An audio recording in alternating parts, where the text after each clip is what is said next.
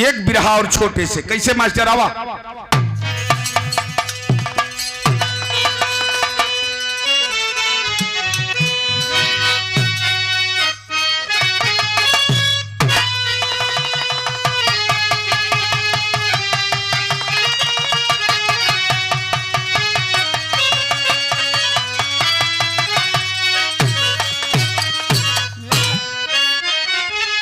आज ये हमरे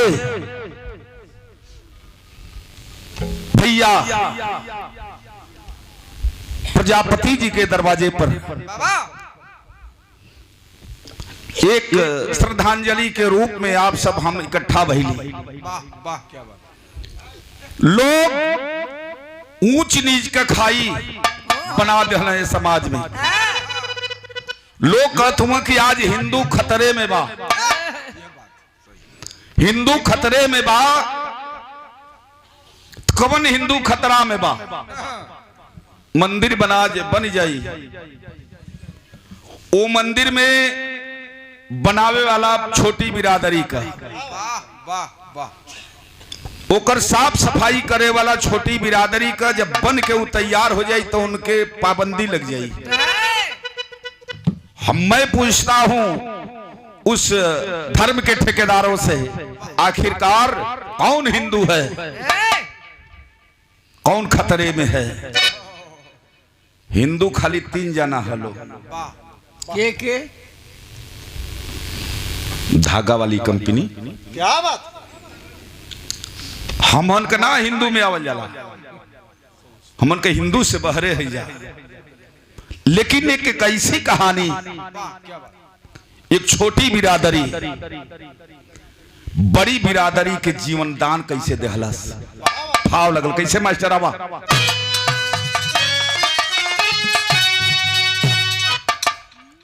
देश पर मर गए, देश पर मिट गए, आज वीरों का इतिहास अरे गया गया। सो गया इनकलाबी कफन ओढ़ कर, अरे मौत पे जिनका अरे झंडा झुकाया गया। ऐसे वीरों का धरती कदम चूमती कर रही हर दिशा फक्र सी आरती।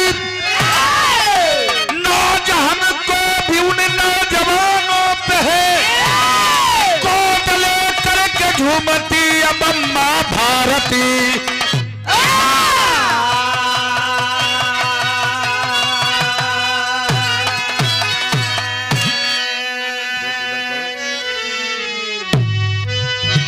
कव्वाली का तर्जमा कैसे?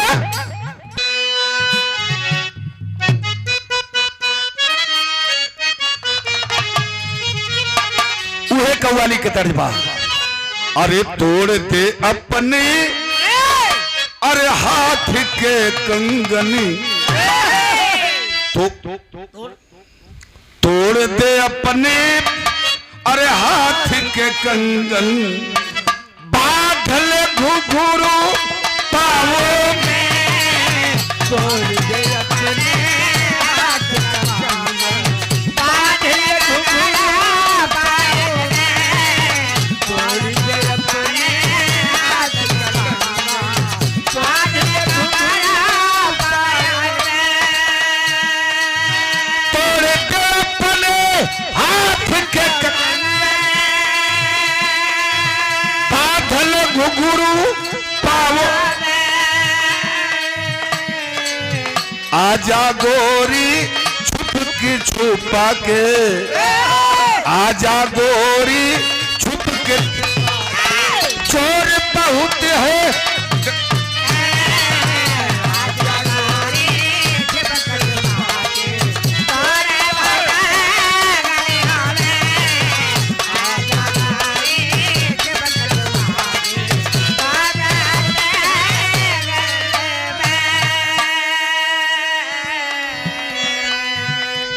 बिरहा में भाव दे परल का, देख विधाता आज ये दुनिया, देख विधाता आके दुनिया, आज ये दुनिया रोती है।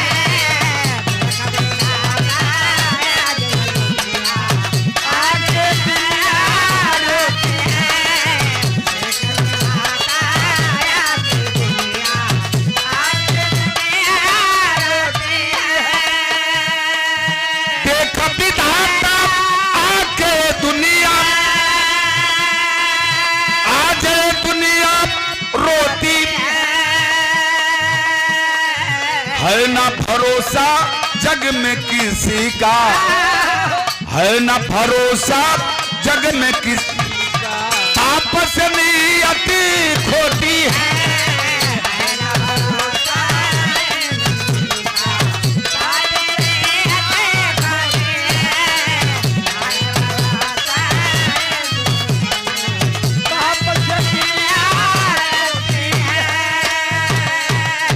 हमें से बिरहा का शुरुआत भर कहानी बा, कहा के कैसर कहानी बा।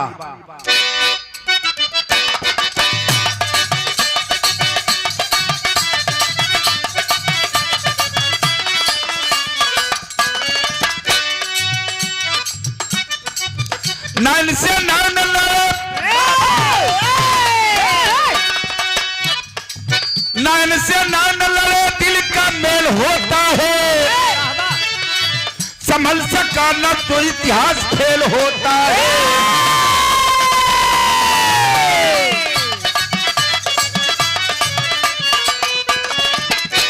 जिला जालौन का बाबा, जिला जालौन का इतिहास बड़ा नामी है, वही के ठाकुर पहलवान सिंह सरनामी है।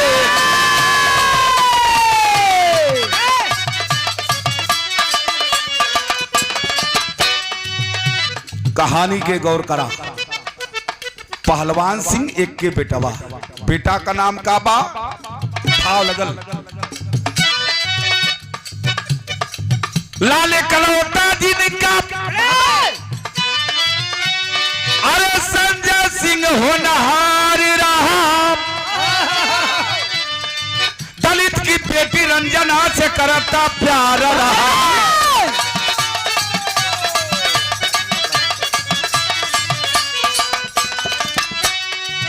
ए भैया भैया हो, पहलवान सिंह ठाकुर का एक के बेटवा, जो ने बेटवा का नाम बताया गया मेरे बाबू Sanjay Singh. Intermediate GIC inter college में वो पहलवान सिंह का बेटा संजय सिंह पढ़ रहा है मेरे बाबू। आखिरकार देखे मेरे भैया, दोनों साथ ही स्कूल जाया करते थे। उसी गांव की गरीब की रहने वाली गरीब परिवार से एक लड़की थी जिसका नाम बताया गया रंजना। आखिरकार रंजना व संजय सिंह प्यार करते थे। देखे मेरे बाबू, दोनों एक जगह मिले हैं, और जब मिले हैं तो गीत की लाइन बदल गई। कैसे?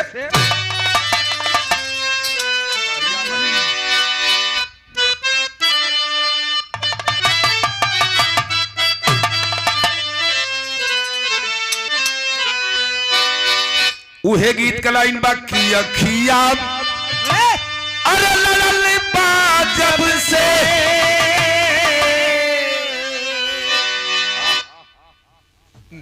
कैसे अखिया, अरे ललल बा जब से दिल में करार नहीं खे। अखिया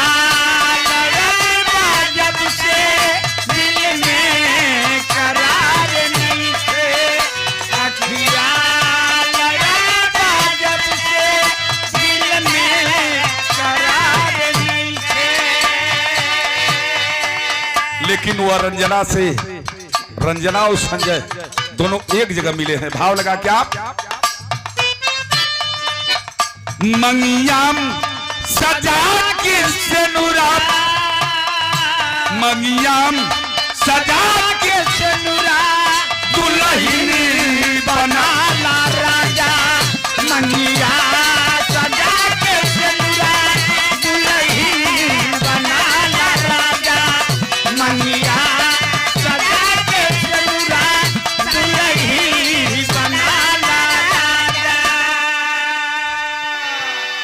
वह संजय सिंह से वह रंजना गरीब की बेटी, छोटी बिरादरी का, कलश की मंगिया सजा के सेनुरा,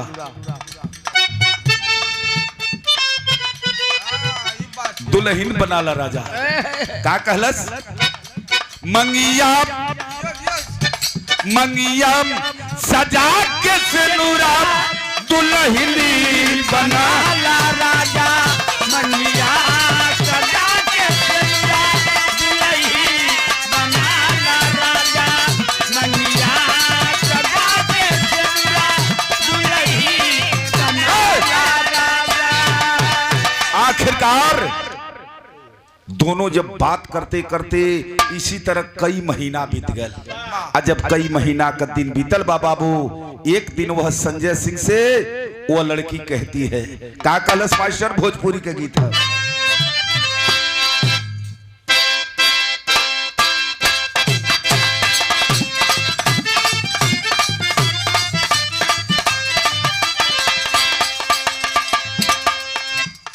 का कहत बा गीत का लाइन बाबू है, गरम फाइल पश्चिम टोली लागे चली जाई गोली। गरम फाइल पश्चिम टोली लागे चली जाई गोली। गरम फाइल पश्चिम टोली लागे चली जाई गोली। लेकिन वो रंजनवा और वो संजय सिंह प्यार करत हूँ। का कहत हूँ? प्यार में दोनों पागल भइले, सारी मर्यादा भूली गई रे। प्यार में दोनों पागल भइले, सारी मर्यादा भूली गई रे। प्यार में दोनों पागल भइले, सारी मर्यादा भूली गई रे।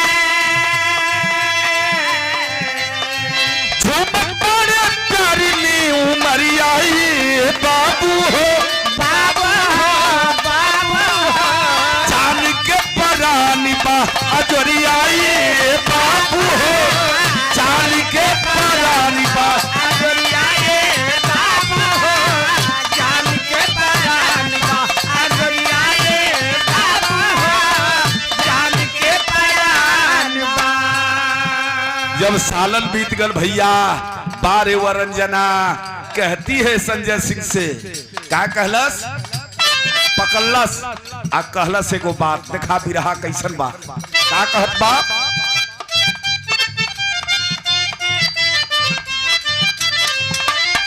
रंजना कहेली ले दुल्हन बनाई।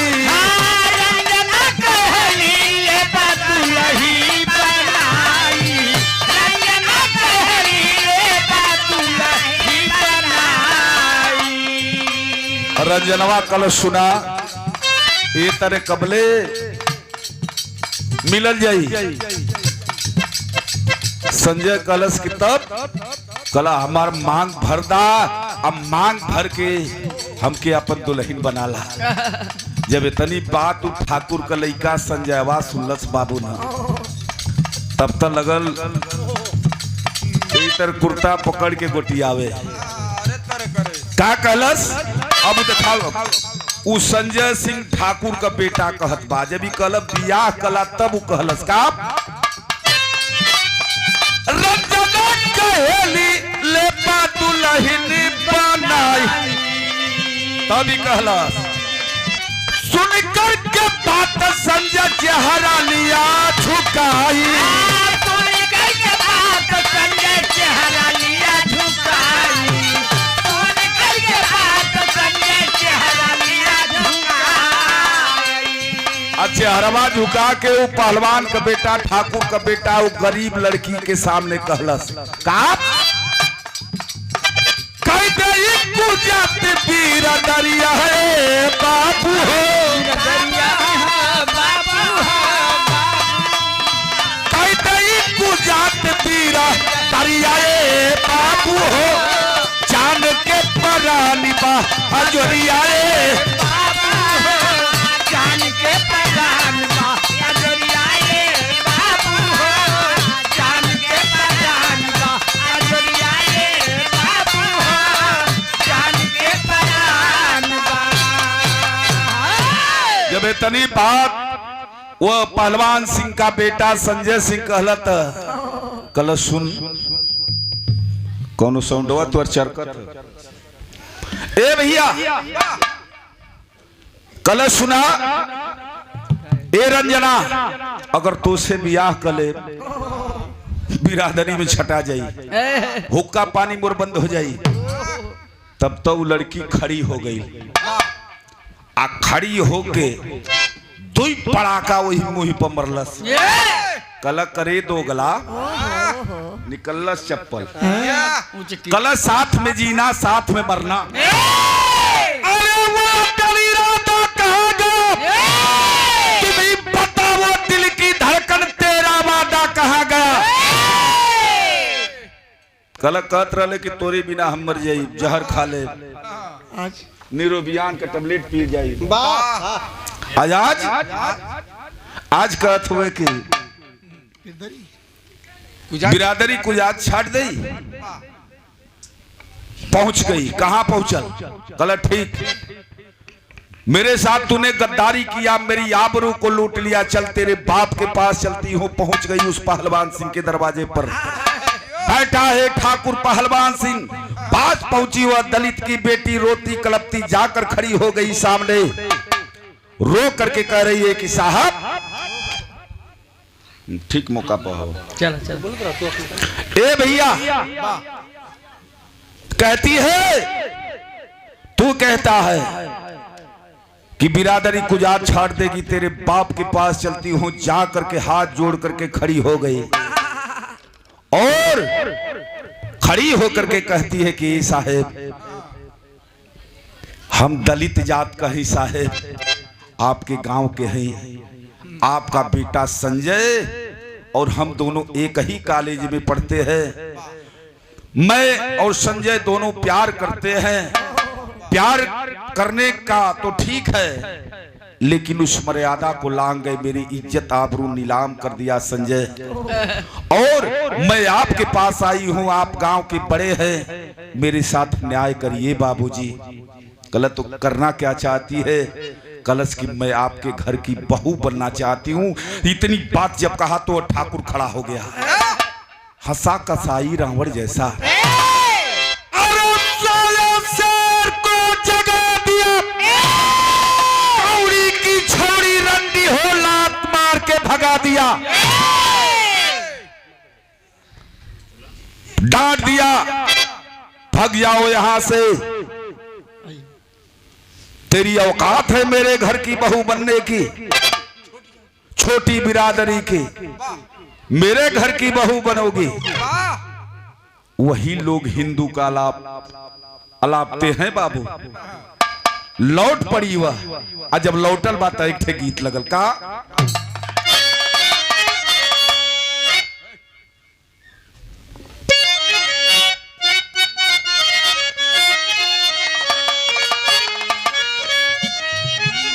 वह गीत के लाइन बा अरे कैदा भौजी अरे भैया जी से चलो अरे कैदा भौजी भैया जी से दे देता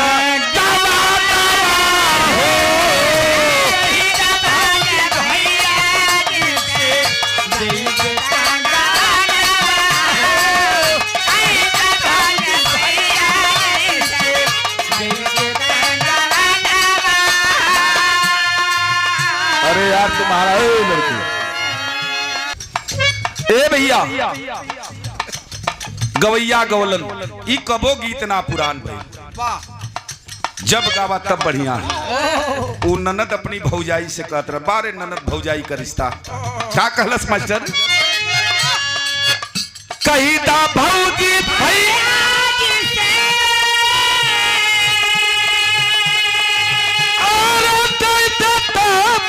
और गवाना हो भौजी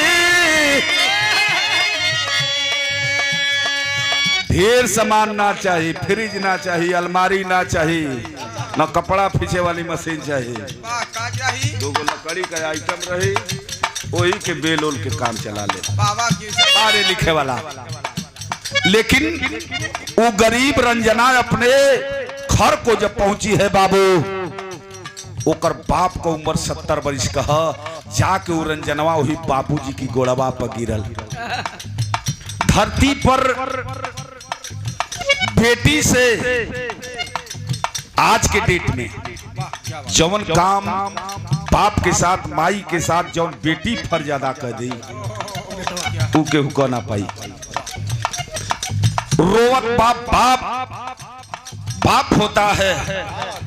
उठकर बैठ गया वह बाप, कांपते हुए हाथों से अपनी बेटी का सर पकड़ा। रे रंजना, अरे पागल कार वो थी रे, का बहल के कुछ कहल। रोवत है बतावत बाका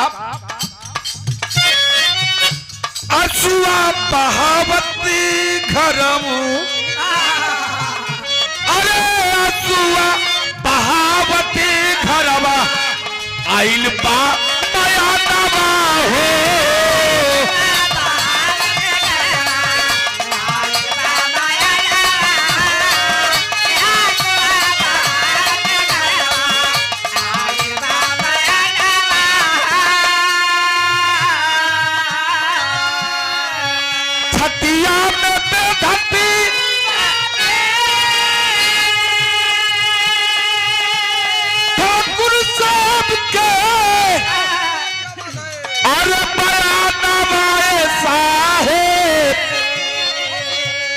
रो रही है रंजना, अपने बाप से बताने लगी कि ये बाबू हाउ ठाकुर पहलवान सिंह हुआ ना, उनका लड़कवा जो संजय बा, वही संजय से हम प्यार करत रही बाबू।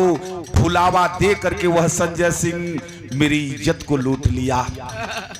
देखा है भैया बिरहा सुने वाला, इतनी बात जब बाप सुना है, था तो गरीब मजदूरी करके जीता था बाबू। जब सुना है वह बाप तो एक बात अपनी बेटी को समझा रहा है। एक गरीब अपनी गरीब बेटी को समझा रहा है।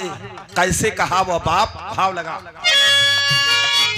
रोवा जानी बेटी हो बाबू, धीरज बधावा ले।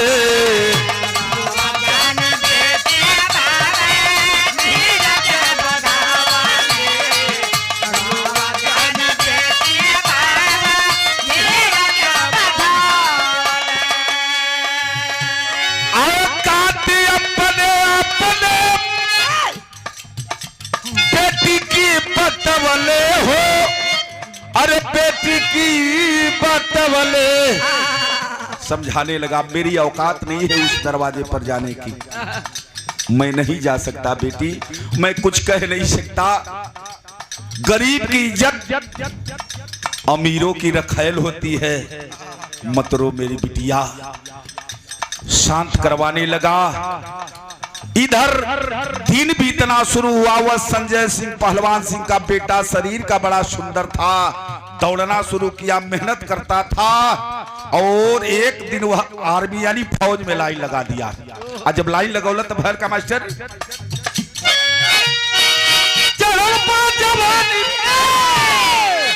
संजय सिंह भैया सेना में भर्ती भइले, सेना में भर्ती भइले, ठाकुर का लड़ा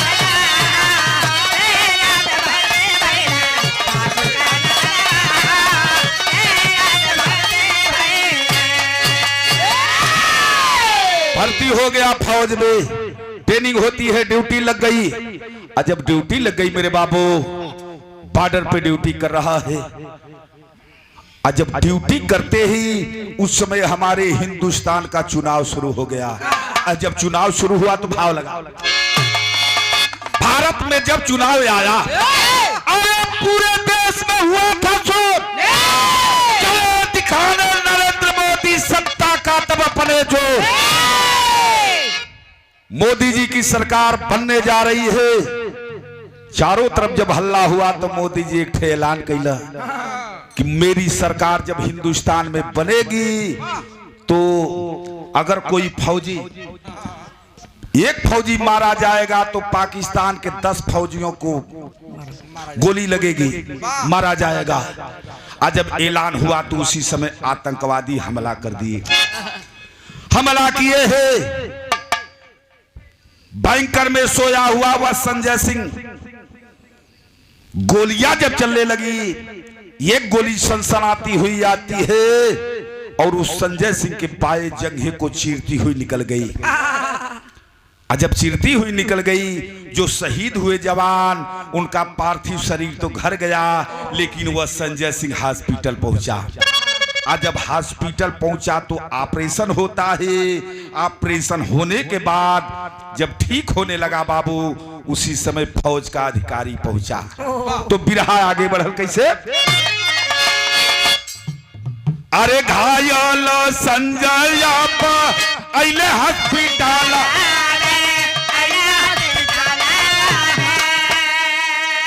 डॉक्टर दियाले गोलियां का।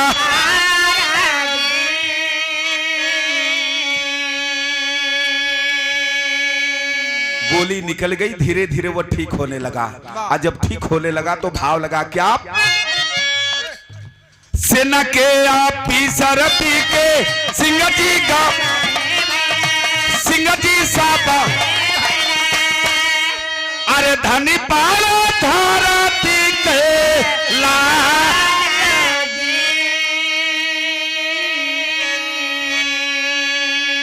भैया हो, आखिरकार सेना का अधिकारी बीके सिंह पहुंचा उस संजय सिंह के पास, हालचाल लेने लगा कि अरे संजय, कैसा कैसा फील कर रहे हो, कैसा महसूस कर रहे हो? कहा कि सरकार बिल्कुल फाइन, एकदम मस्त, कोई बात नहीं, ठीक हो गए हैं। तो बीके सिंह कहना, अच्छा ये बताओ तुम्हारी शादी हो गई है? कलश की नहीं। कल अच्छा, कहाँ घर है तुम्हारा? घर पता ले करके वह बीके सिंह आ गए संजय सिंह फौजी के घरे। पान सिंह से कहलन कि मैं उसी फौजी का ऑफिसर हूं, फौज का। आपका बेटा संजय सिंह मुझे पसंद है। मेरी लड़की जो इंजीनियरिंग कर रही है, मैं चाहता हूं कि आपके लड़के से मैं अपनी लड़की की शादी कर दूं। कहना साहब हमके कोनो इतराज ना है। देखा देखी हो गई, सब कुछ हो गई, शादी हो गई। जब शादी हो गई, छुट्टी बिताकर वह संजय फौजी जब जाने लगा मेरे बाबू, तब पहलवान सिंह कहे, बेटा ये कही तुम बेटे हो मेरे, तुम रहोगे बॉर्डर पे, तेरी पत्नी घर पे रहेगी, ऐसा करो कि अपनी पत्नी को भी लेकर जाओ। कहा ठीक है पापा। ले करके वह संजय अपनी बीवी को पहुंचा। क्वार्टर प्राइवेट लिया है, पत्नी को क्वार्टर में रख करके ड्यूटी करना शुरू कर दिया बाबू। कभी रात ड्यूटी बा, कभी दिन ड्यूटी बा। मेहरारू कल ए फौजी सैया, तू तो रहेला बॉर्डर पर, यार दिन भर घर में वही तरह पटाई लेला, कुछ मनोरंजन का साधन हो जाता, बड़ा बढ़िया हो जाता। आपसे बात भी ना हो पावे ले, तो कल का करी, बड़की एलईडी ले दी का। कल एलईडी ना बढ़िया कोनो मोबाइल गैल बस सैमसंग का 25,000 का मोबाइल ले बड़की।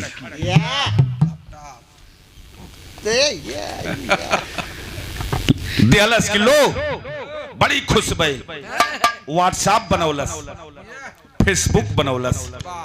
संजोग देखे, एक महीना बीतते बीतते एक दिन फेसबुक पर एक आदमी की तस्वीर आ गई। कौन आदमी था? उसका नाम था अब्दुल अंसारी। उस्मानिया हॉस्पिटल का वह डॉक्टर था, बड़ा खूबसूरत था। तस्वीर जब आई है, देखी वह निशा सिंह, उस संजय फौजी की बीबी, लाइक कैलस। दूसरे दिन फिर दूसरी तस्वीर डाला वह डॉक्टर, फिर लाइक कैल। तीसरे दिन जब डाला है तो कमेंट में लिखलस कि वाह क्या छवि है। जब लिखे लगल, बातों का धीरे धीरे तब फोन का आदान प्रदान हो गया। और जब फोन का आदान प्रदान हो गल तो इतना लोग बिरहा सुनत हुआ। देखा मोबाइल बढ़िया भी है और मोबाइल खराब भी है। वही मोबाइल से बिरहा कौनी तरफ मोड़ ले लस। भाव लगल आ घरवा में बैठल निशा अब्दुल से फंसी हो तो सबको देखाई का माल।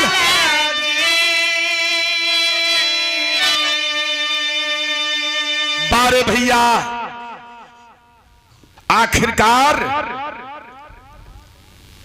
फेसबुक पर नंबर जब कलश की मैं आपसे बात करना चाहता हूं। नंबर दिहलस निसवा फौजिया का दुल्हनी। आज जब नंबर दिहलस तो बतियावे लगल। अब बतियावे लगल तो गीत ही जाए लगल। का बतियावत बा मास्टर?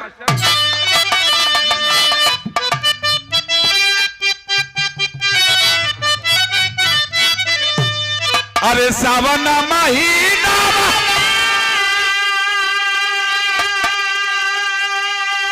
अरे सावन हमही काला गेले काला तिला गाला के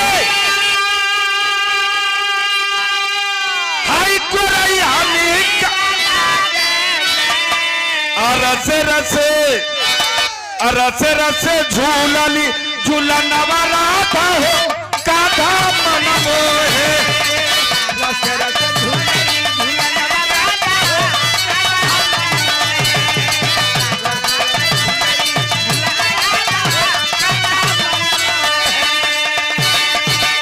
आया बदुल से निशा मीठी अरे बात बतियाव घरवा में आपने तोहरा बिना आवे ना चाया नवा राजा हो मनवा लागे ना हमार।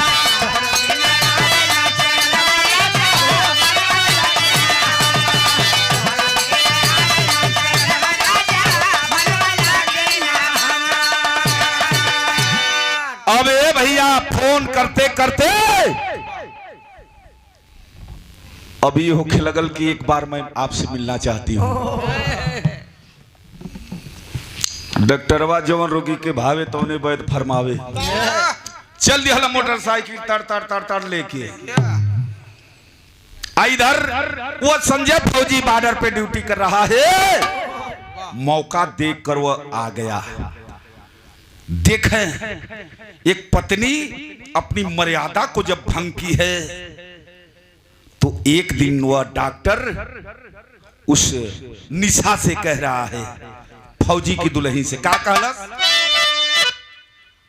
आ डॉक्टर कहे पति तारा फौजा के जवान हो। आ निशा कहे तोहरे में बचला परान हो।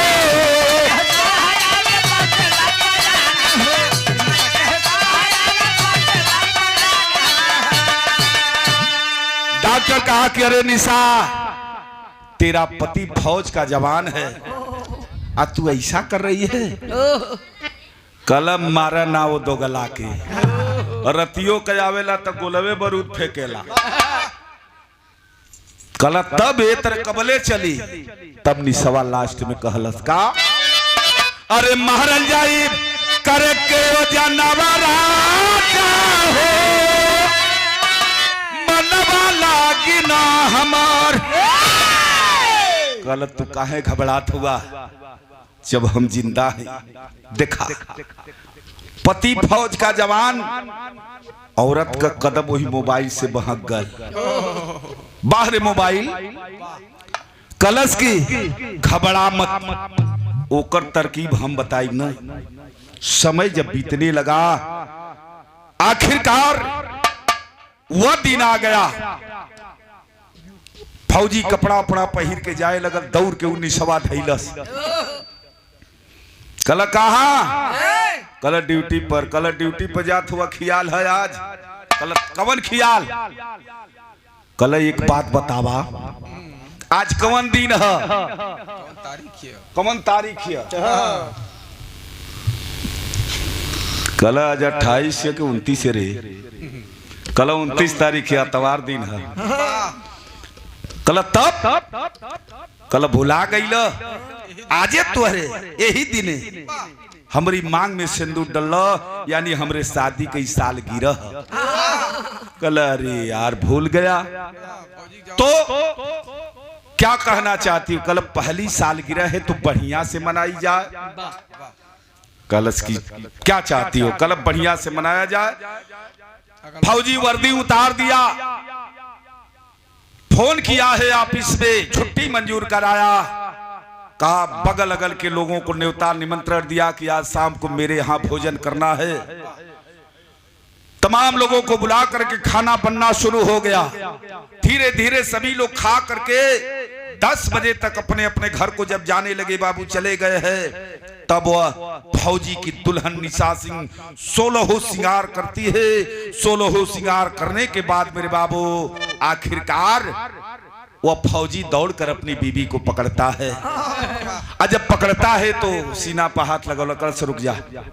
कल तब कल ऐसे ना खुल्लस अलमारी, अलमारी में से 2 को लाल लाल बोतल एकदम घोड़ा दौड़ावे वाली दवाई चबुआ के निकलस। गिलास लिया, पानी लिया, लिया के पहले बनवलस एकदम देवारा वाला पैक, हाँ आधी गिलास। ओकरे बाद चपलस दूसरका पैक जब महुआ बारी वाला, महुआ बारी का चपलस जब पैक, तब लड़खड़ाए लगे। आ जब तीसरका पैक पचमहला वाला चाँच दिहलस, पचमहला वाला जब चपलस तो बस वही साधु के स्कूल की आके बाई दे बोल दिलस, गिर गल वही बेड पर। आ गिरल जब बेड पर, फोन करती है वो, देखे दुल्हन उस डॉक्टर को फोन करती है कि आ जाओ जानू, मेरे सोना, मेरे बाबू, मेरे बेटा। ये कुल आजकल को कहती सर, पहले के पति परमेश्वर बोला, रौरे बोला, फलनवा के बाबूजी बोला, आज कुल मेरे सोना, मेरे बाबू, मेरे जानू। हम तो कहना कह देती सा हमार बेटा, हमार नाती, हमार पोता। मुसलमान डॉक्टर ए भैया, आखिरकार वो डॉक्टर चला है। और जब डॉक्टर चलल बाबू, कोठरी में जब प्रवेश किया तो देखा उसका पति वह संजय सिंह पेट पर गिरा है। गिरे हुए फौजी को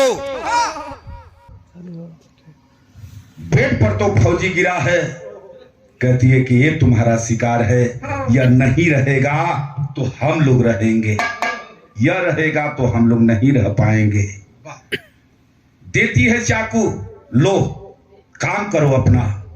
बार वह डॉक्टर बैठ गया सीने पर, चाकू उठाया है हाथ में।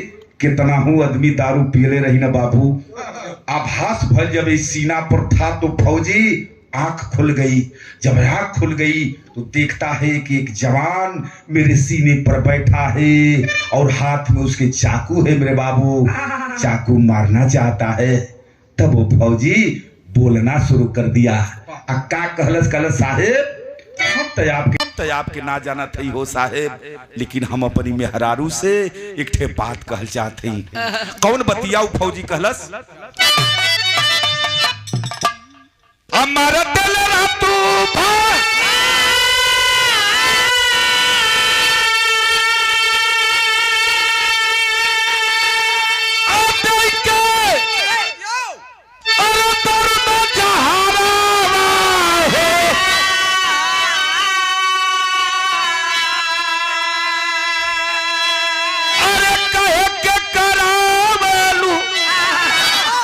अरे हलाल हो गुजारी,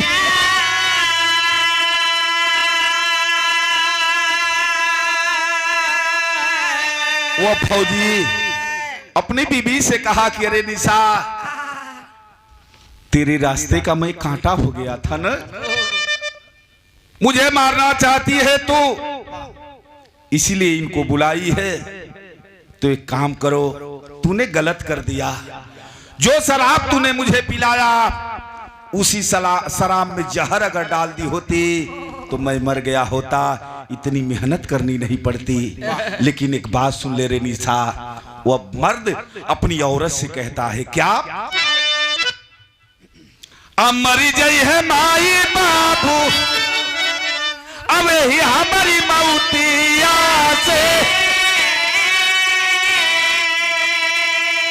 अरे बनिए कलौता हम, अरे लाल हो गुजारी।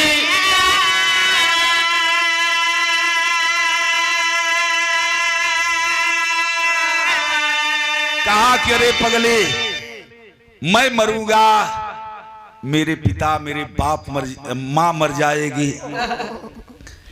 ठीक है, अगर सीमा पे मरता तो मेरे बाप का कलेजा दूना हो जाता। इस कोठरी में मरूंगा तो मेरा बाप और मां जीते जी मर जाएंगे। एक काम करो, तू मुझे इसलिए मारना चाहती है ना, इनके साथ जाना चाहती है, तो एक काम करो, जाओ, मुझे कोई शिकायत नहीं है। इतना कहती कहती बाबू, तब तक वो डॉक्टर चाकू चला दिया। डॉक्टर चाकू चलाया है मेरे भैया, 80 नवा के ही बगलिया में जब चकुइया लगल न बाबू, छल छला कर खून जब बाहर निकला है फौजी का, वो एकदम शरीर गर्म हो गई। गरम जब शरीर हुई, दूसरा चाकू चलाना चाहता है मेरे बाबू, तब तक वो फौजी चिल्लाना शुरू कर दिया। आज जब चिल्लाना शुरू किया है, बगल के लोग क्वार्टर के अभी जाकर सोना चाहते हैं, देख रहे हैं फौजी के क्वार्टर से चिल्लाने की आवाज आ रही है। आकर के दरवाजे को पीटना शुरू कर दिए। आज जब दरवाजे को पीटना शुरू कर दिए मेरे बाबू, उस समय वह डॉक्टर और वह निशा दुल्हन पीछे वाला गेट से भगे हैं। दरवाजा तोड़ के लोग कॉलोनी के जब अंदर अइलम भैया, तो देख रहे हैं फौजी उस बेड पर लहूलुहान गिरा है। तुरंत उठा करके बगल के क्वार्टर के लोग लेकर चल दिए। आज जब लेकर चलन भैया, डॉक्टरिया में जब पहुंचलन हो पंचो, तब बिरहवा गजब हो गल। डॉक्टर टोवत हुआ यही हथवा के, आज जवाब दिलन। का जवाब दिलन मास्टर?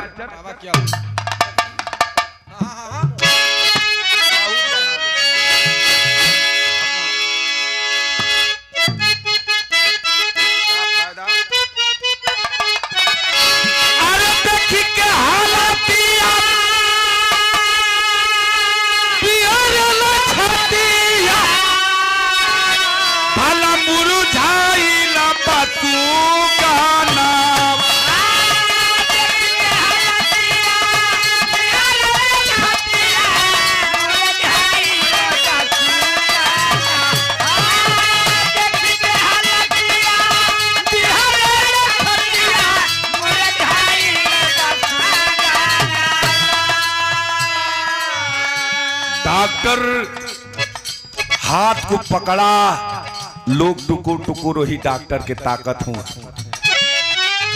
कहला ये साहेब का हालबा हो, तब वह डॉक्टर बोलना हे पंचो का कहलन, देखी के हालतिया बिहार छतिया मुरझाई लता सुगानावा।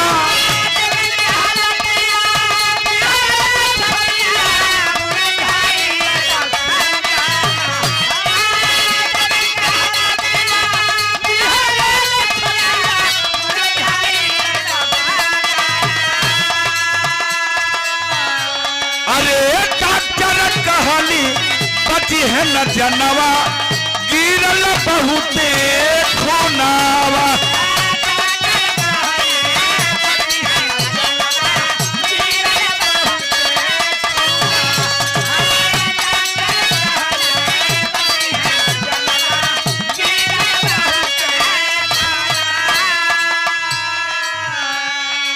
डॉक्टर हाथ को पकड़ा, जब नाड़ी को टोने लगा मेरे बाबू, तो कहता है कि ऐसा है, इतना इसका खून गिर गया है कि मैं बचा नहीं पाऊंगा, ले जाइए इसको। नहीं, एक काम कोई कर देगा तो हो सकता है क्या, एक काम अगर कोई खून दे देगा तो यह फौजी बच जाएगा। सब लोग निहारत बा, ताकत बा, खून देवले का नाम जब सुनला आदमी कहला अरे मर्दवा हम तो कोटरवा खुले छोड़ के चले धीरे धीरे आदमी वहां घुसके लगल। आ तब तक एक लड़की हाथ में वो लिबास पहने हुए नर्स का हाथ में ट्रे लेकर के गुजरती है। अचानक वो लड़की देख रही है कि एक मरीज, एक कोई आदमी है जिसको खून गिर रहा है जिसका, और डॉक्टर कुछ कह रहा है। लड़की लौट पड़ी। लौट करके वो लड़की कह रही है डॉक्टर से, का कहलस वो लड़किया, का कहलस, रोबोट सब लोग एक नर्स वाली आई।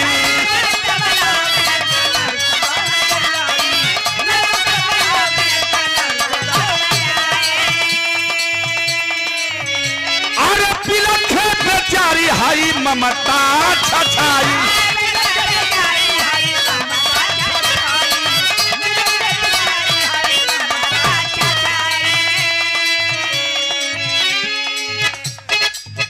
वो नर्स गई, कहला ये साहेब, डॉक्टर साहब क्या बात है। डॉक्टर कहलन कि तुम उस वार्ड में लेकर जाओ यह सामान, मरीजों की जरूरत है। कहला नहीं साहेब, क्या हुआ है इनको, क्या बात हो रही है। डॉक्टर कहते हैं इस आदमी को खून की जरूरत है। तब तो वो लड़कियां खड़ी हो गई। कहला कौन है यार। लोग बताए कि यह देश का फौजी है। तब वो लड़कियां डॉक्टर साहब के समनवा हे पंचो हाथ जोड़ के एक बात कहलस, का हमारी पत्निया के बेटी के पास है, निकली जब नहाई खूनावा।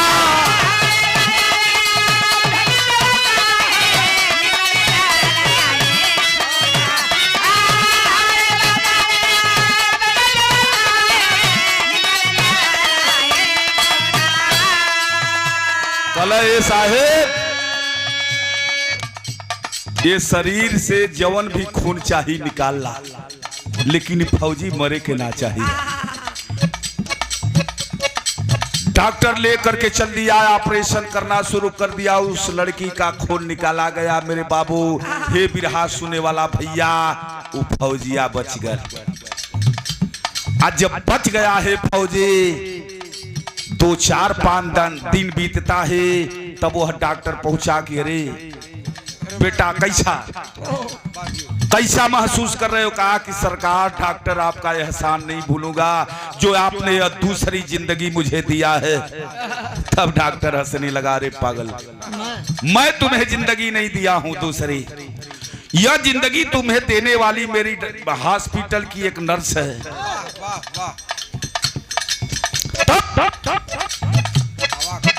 अवाक होकर देख रहा है साहेब।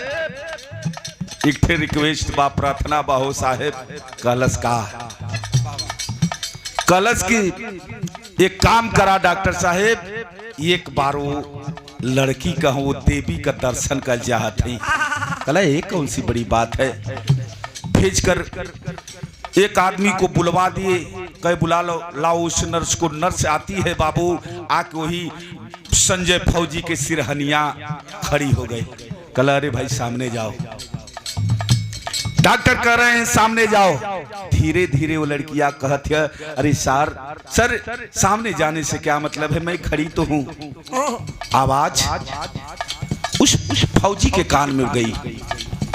फौजी के कान में जब आवाजिया गई बाबू, फौजी सोचने लगा, अरे यार इस आवाज को तो मैंने कहीं सुना है, किसकी आवाज है, मैं सुना हूं इस आवाज को। फौजी कह रहा है, क्या कहा तो भवानिया, अरे देश का जगिनिया, अरे दिहली जो हमके जीवना दानावा।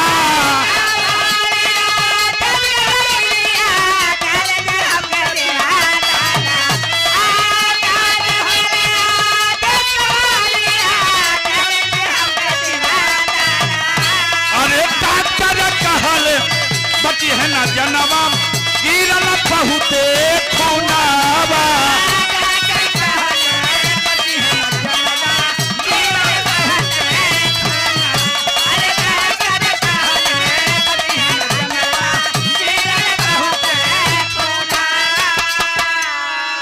आखिरकार फौजी कहा, आप मेरे लिए देवता हैं, देवी हैं, एक बार आप सामने आ जाइए, मैं आपका चरण छूना चाहता हूं, एक बार आपके चेहरे को देखना चाहता हूं, आपके पांव को छूना चाहता हूं। पांव पकड़ा हुआ डॉक्टर उस नर्स को खींच करके उस फौजी के आगे कर दिया। आज जिस समय हे बिरहा सुने वाला भैया, जौने समय हो वह फौजी उस लड़की के चेहरे को देखता है ना बाबू, एकाएक मुंह से एक नाम निकलता है, अरे रंजना तू। और इतना कहते कहते वह फौजी फक कर रोने लगा। और जब रोने लगा बाबू, रंजना तू एक बार बोल दे रे रंजना। वह रंजना बोलती क्या मेरे बाबू, रोने लगी और रो कर एक शब्द कहती है। क्या कहती है मास्टर?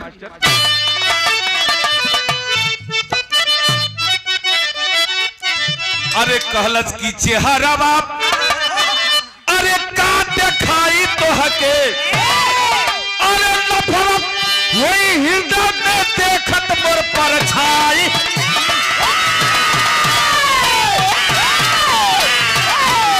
बोले साहेब, हम तो हके जान के ना खून दे ली, हम एक देश के फौजी को खून दिया है, हमारे एहसान मत समझिए, मेरा फर्ज था। वह रोने लगा। फौजी रो करके कह रहा है कि अरे रंजना कहां थी, यहां कैसे आ गई रे पगली।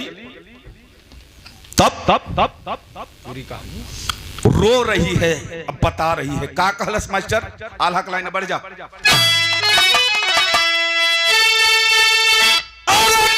की तली को ये साला जदी ये कब्र हो जाला ये रजऊ।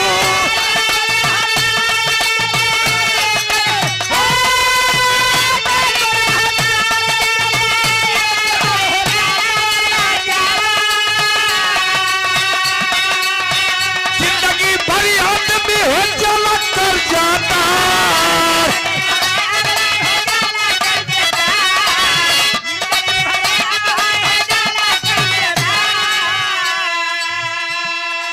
ए साहेब, एक एहसान मत समझा, हमार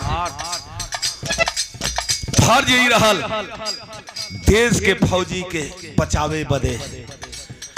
रोने लगा, उसी पेट पर रो रहा है, खरारी पगली तू थी कहां और कैसे यहां आ गई, एक बार बता।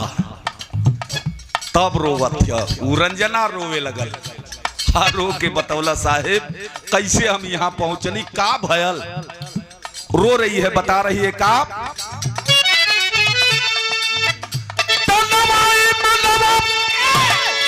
हमारा सकरी लुटाई हो गई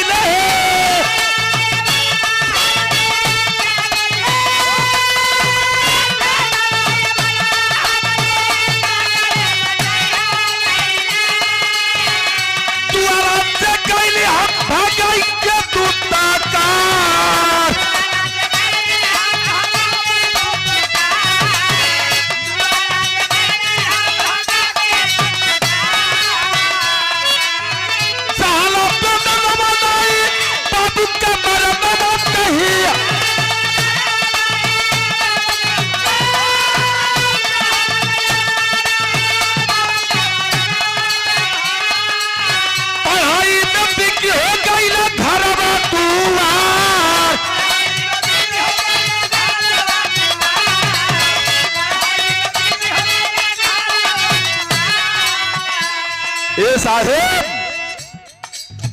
जानत चाहत हुआ जहिया तू हमारी इज्जत लूट के भागला,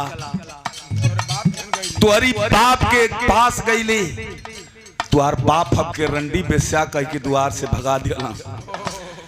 यह तक ना ये साहेब, ई सदमा हमार बाप मां ना बर्दाश्त कईला, मर गईला हो साहेब। तक खेत रहल तनी सा 14 बिस्सा, वही के बेच दिली हो साहेब। पढ़ली, पढ़ के ट्रेनिंग कैली, ट्रेनिंग लेके सरकारी नर्स हो गई है साहेब। सरकारी हॉस्पिटल में माई बात जिंदगी कटत है साहेब। अब वहां मत लौटावा, हमके फर्ज रहल, फर्ज पूरा कर दिली साहब। घूमना चाहती है, पहिया पकड़ लेला। जिंदगी दिया है तो एक काम करो, कलस कुछ नहीं। एक बात मेरी सुन ले, कल का कहल चाहत हुआ?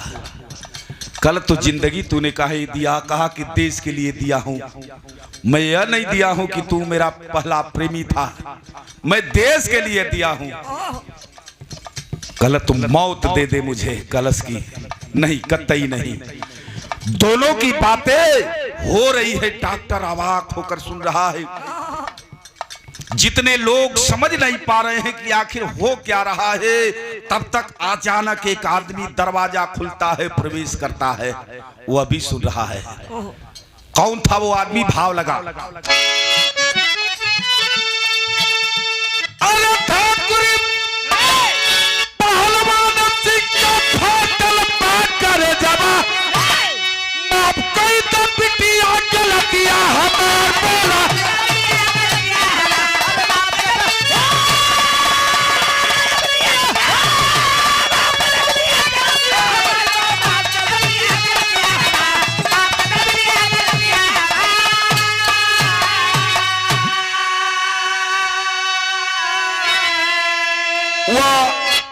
फौजी का बाप पहलवान सिंह उसी समय प्रवेश किया है और दौड़ कर जाकर के उस रंजना के पैर पर गिरना चाहता है। गिरना जो चाहता है, दौड़ कर रंजना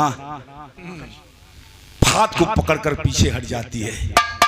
नहीं, इतना बड़ा पाप का भागी मुझे मत आप लोग बनाइए। मेरी जिंदगी सुखमय है, मैं आराम से जी रही हूं अपनी मां के साथ। तब वह पहलवान सिंह कहता है, उस फौजी का बाप हाथ जोड़कर कहा, बिटिया माफ कर दे मुझे।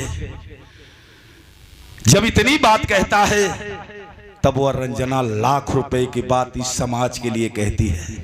क्या कहती है मास्टर? खड़ी की लाइन है।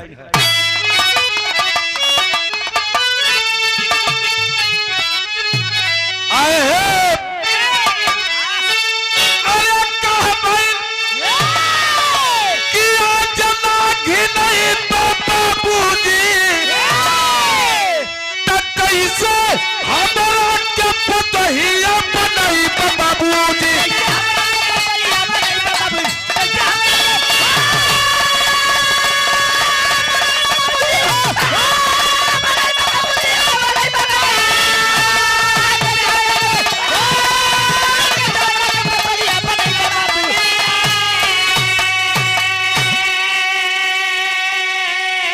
लेकिन सारे लोग कहना लगे, नहीं बेटी, तू एक बार अपनी जिंदगी और जिसको आपने तुमने जिंदगी दिया है, दोनों जिंदगियां एक होनी चाहिए। कुछ दिन जो सुख तुझे नहीं मिला, उस सुख की भागीदार हो तुम।